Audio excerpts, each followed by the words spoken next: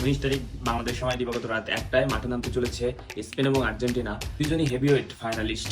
তো এই দুইজনের ভাষা কিন্তু একই রকমের।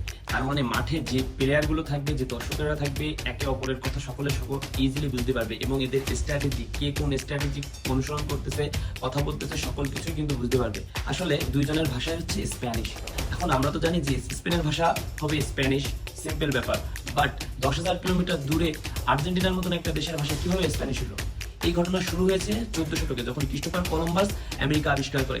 ওই সময় ক্রিস্টোফার কলম্বাসের সাথে স্পেনের অভিযাত্রীরা আর্জেন্টিনায় গিয়ে বসবাস শুরু করে এবং 16 শতকের পরে তারা ওই আর্জেন্টিনাকে শাসন করতে শুরু করে।